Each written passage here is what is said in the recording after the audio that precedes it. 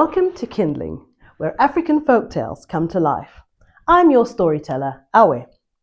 Today, we journey to the Horn of Africa, to a small but fascinating country, Djibouti. Nestled between the Red Sea and the Gulf of Aden, Djibouti is a land of vast deserts and volcanic landscapes. This story comes to us from the Afar people, also known as the Danakil, a nomadic community that has thrived in the harsh deserts of Djibouti, Eritrea, and Ethiopia for centuries. Now, among the Afar, storytelling is not just entertainment. It's also a way to teach survival, wisdom, and justice in a land where both nature and human nature can be unpredictable. Our tale today is entitled The Ungrateful Crocodile, a story of kindness repaid with betrayal. Let's hear it.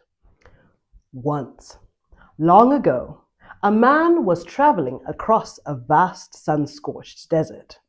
The land stretched out endlessly before him, dry and lifeless, without a single drop of water in sight. As he trudged forward with his loaded camel, he was startled to come across a crocodile lying there in the middle of the sand. "What on earth are you doing here?" he asked, astonished. "This is no place for a crocodile. There's no food, no water. How have you even survived?" The crocodile, her skin cracked from the heat, lifted her head weakly. "I'm stranded," she rasped. "I cannot move. I have no way to reach the river and I'm dying of thirst. Please, kind sir, help me. Without water, I shall surely perish." Now the man hesitated, of course. "If I take you to the river, do you swear you will not harm me?" "I swear," she said quickly. Still wary, the man repeated, "Swear upon oath that you will not touch me." "I swear," she declared earnestly. "On my honor and my word before God, I swear I will not harm you." Finally, taking her at her word and taking pity on her, the man made his camel kneel down and hoisted the crocodile onto its back with the rest of the load. Then, with great effort, he tied her securely to the camel and guided the beast across the burning sands until at long last they reached the banks of a wide, glistening river. Now, the moment the crocodile was placed near the water, she dragged her heavy body to the edge and plunged in. She drank deeply, her body reviving with each gulp. The man smiled and watched for a moment as she wallowed in relief, rolling in the joyful, cool currents.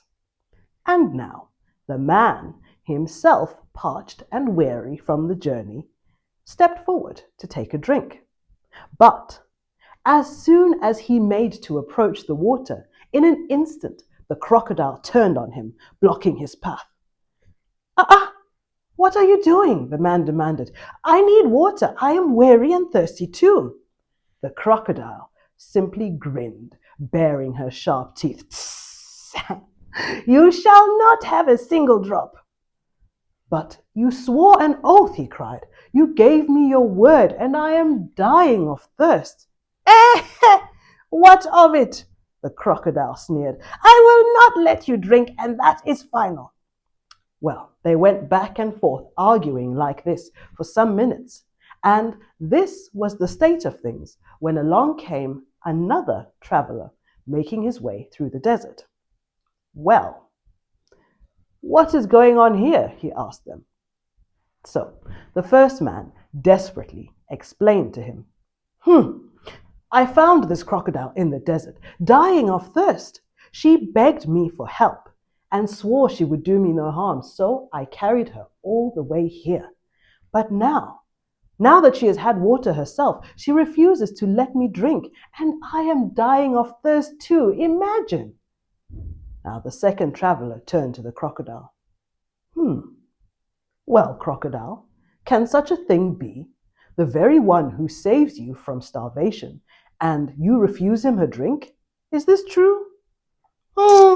"Yes," she admitted without shame. "He was good to me, but I will not let him have a drink. He may have saved my life, but that is no concern of me now. Indeed, I will not let him come near the water. I am grateful for help, and my great gratitude is expressed in this. He will not have a drink, and that is that. That's flat. There's nothing doing. Incredible. Now I see, my dear Lady Crocodile, said the second traveler. I believe he hurt you when he brought you here. Hurt me, my son, and how he hurt me. When he tied me to that camel, he really gave me something to remember. That rope, he tied it around me. It was so tight. Oh, it was so uncomfortable. And he jostled me on that camel's back. I was miserable. Oh, truly, said the traveler. That sounds terrible indeed. Now jump out of the water quickly and show me what he did. Lie here next to the camel, just as you did before. Well, of course, the crocodile, eager to demonstrate the extent of her suffering, jumped out of the water and lay herself next to the camel as she had before. It was like this. And how did he tie you? Said the traveler. Like this. Like this? No, much, much tighter. Like this, he said, pulling the rope tight. Even worse, tighter. And so he pulled the rope as tightly as he possibly could until the crocodile could barely move.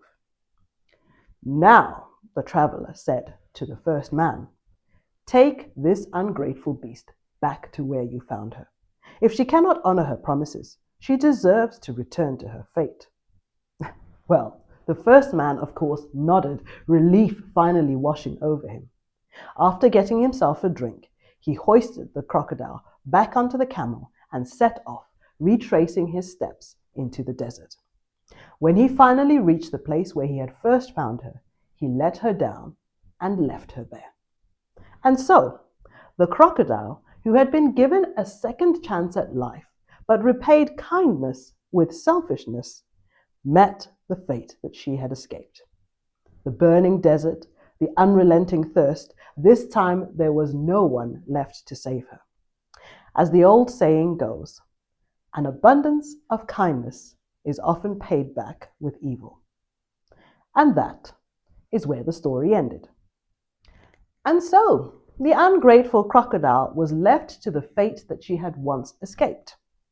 This folktale from Djibouti carries with it a powerful message that kindness should not be mistaken for weakness.